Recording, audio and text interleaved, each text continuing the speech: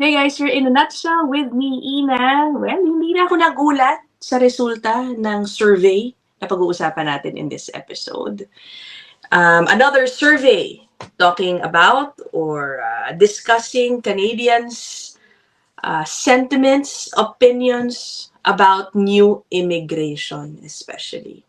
Itong resulta na ito, sa survey na to, halos pareho din naman sa mga survey na pinagagawa over the past year. All of them basically saying the same thing, that majority of Canadians are against having more new immigrants coming in. Okay, walang pinagbago itong survey na ito. This is from the National Post, just posted or published yesterday, September 30, 2025. Ayan, a majority of Canadians continue to oppose new immigration. Continue, kasi nga, ito naman na ang alam nating sentimiento nila for a while now. Ramdam natin ito sa mga balita. Rakita ko ito sa mga posts on social media. So yeah, I'm not surprised by this. Ito rin naman ang isa sa mga dahilan kung bakit nag-adjust ng policy ang Canada sa iba't ibang mga immigration streams. Hindi po ba? Anyway, pero gusto ko pa rin pag-usapan itong survey na ito because there's also an interesting topic tackled in this specific survey, asking the respondents about how they think people should assimilate. Yan, how immigrants should assimilate pagdating nila dito. Pero mamaya na natin pag-usapan yan. Puntahan muna natin tong detalye ng survey. So again, September 30, 2025. A majority of Canadians feel that the country does not need new immigrants. And people are divided over whether newcomers should have to give up their customs. O, may clue na kayo dun sa isang aspeto ng survey na tatakan natin mamaya. That's according to a new national poll. According to the survey by Leger. Leger pala ito basahin, guys. Akala ko dati Leger. Buti na lang, dinouble check ko. Leger for the Association for Canadian Studies found that 60% of respondents disagreed that Canada needs new immigrants. Okay, ayaw na nila ng bago. Sapat na yung mga nandito na. Actually, sobra-sobra pa kung tatanungin mo sila, no? Okay, so saang mga probinsya ang may pinakamataas na porsyento ng ganitong sentimiento, yung ayaw na ng bagong immigrants? So Alberta, okay, may pinakamarami, 65%. Ontario, 63%, hindi lumalayo. Quebec also, 61%. Sumunod na po dyan ang Manitoba and Saskatchewan, both 60%. And then the Atlantic provinces, 50%. Ang British Columbia lang ang hindi umabot ng more than half, 48%. Meron din po ditong explanation tungkol sa edad, no? Anong demographic, age demographic, ang may ganitong sentimiento na ayaw na ng bagong immigrants? Yan, ito. The youngest and the oldest respondents were the most supportive of welcoming new immigrants at 46%. Yung youngest, 18 to 24, oldest, 65 and older. Sila daw yung mas welcoming. Okay? Ang anti-immigration sentiment, pinakamataas naman daw sa mga working age. Okay? Well, understandable. Kasi syempre, kung working age, ito, ang tinatamaan ng mga nagsisipasukang new immigrants who come here to work. Syempre, ang pakiramdam nila, inaagawan nga sila ng trabaho. Okay, so understandable, syempre. Actually, in this survey, guys, di ba sabi, 60% of Canadians oppose new immigration. Mas mataas pa nga yung mga nakaraang survey. I will play for you this earlier report. Kailan ba ito published? Teka. This one, September 12. A couple of weeks ago lang pala, no? Ito parang 70+% favor reducing immigration levels. Okay. Tignan nyo itong report. Panoorin lang natin itong report na to. Easy. Outlining his priorities before Parliament's return, the Prime Minister says more changes are coming to an immigration system he calls unsustainable. It's clear that we have to work to continue to improve our overall immigration policies. We're working on that, setting those goals, adjusting, and working to ease the strain on housing. That commitment comes as public opinion moves sharply against more newcomers. Nearly 3/4 of Canadians now favor slashing immigration, according to a new survey. It's almost like a whiplash. This pollster says the about face is stunning. We went from Canada welcoming Syrian refugees almost with like open arms and a very outwardly welcoming kind of posture to one today which is very close. The country added roughly a... Diba? Sang-ayon ba kayo doon sa sinabi nung parang isa yata siya doon sa mga officials ng survey firm? It's pointing out yung kumbaga 180-degree turnaround ng sentimiento ng Canada patungkol sa immigrants. Pero ang pinanggit niya sa refugees, no, dati daw talagang welcoming them with open arms. Ngayon, closed. Yun ang ginamit niyang term.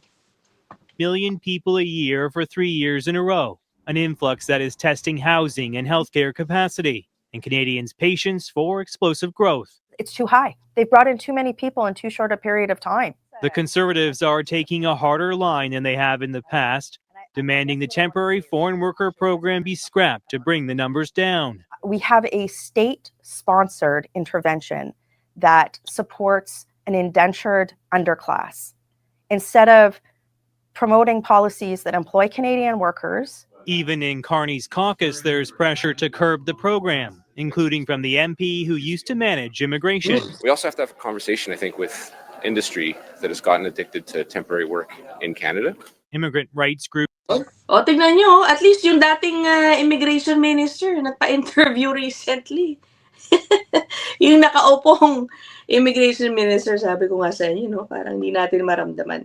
But anyway, ito mga sentimiento dito sa report na ito, by the way, this is from CBC News. Diba, narinig na natin to, paulit-ulit yan talaga ang mga sentimiento ng mga nandito.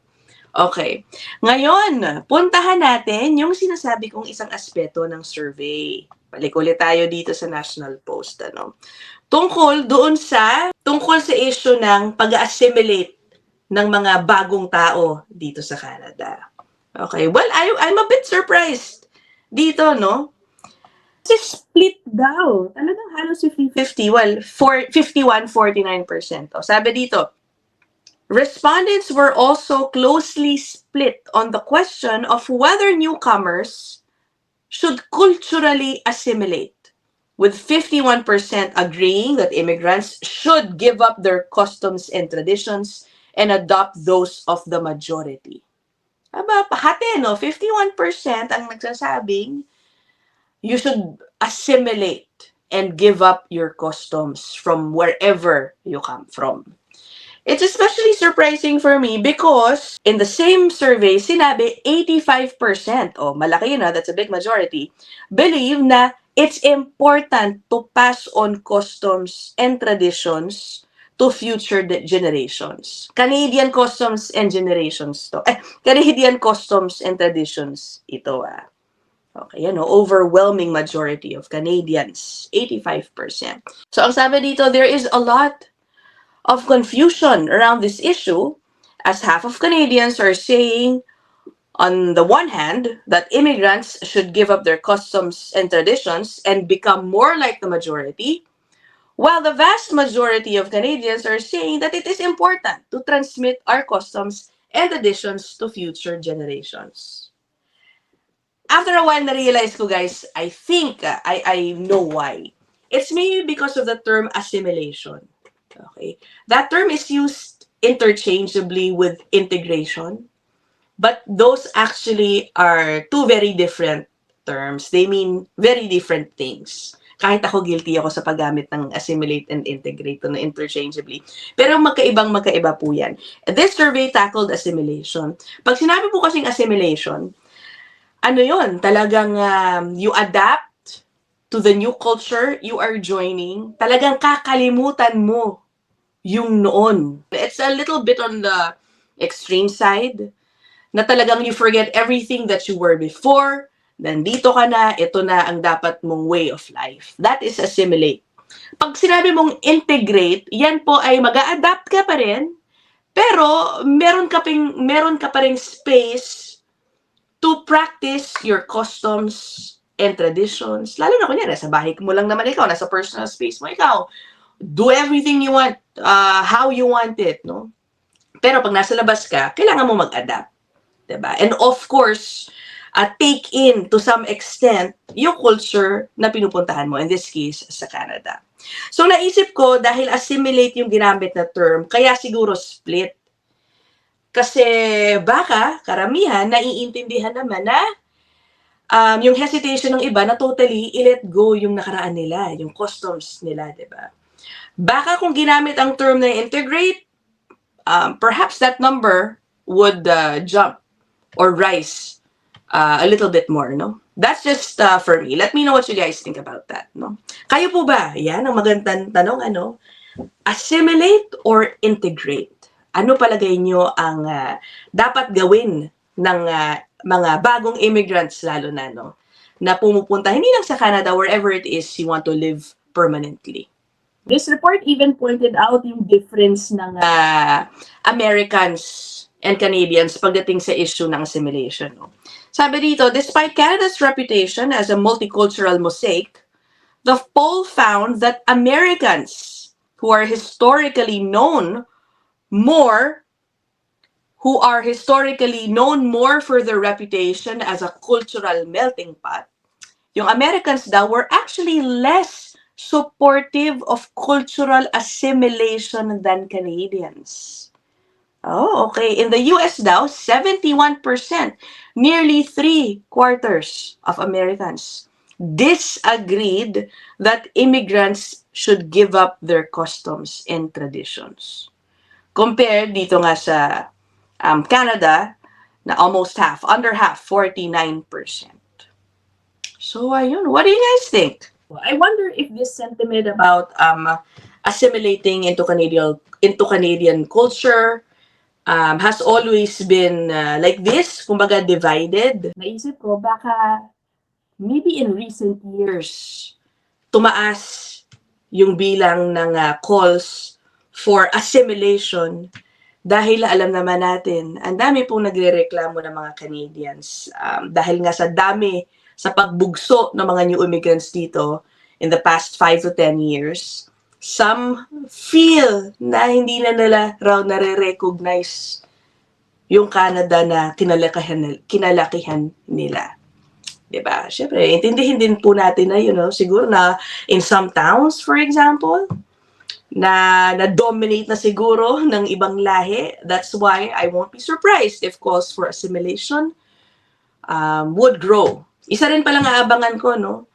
Dahil ganito, patuloy nga yung mga surveys, no? With saying that Canadians continue to oppose new immigration. Nabanggit ko to in a previous episode.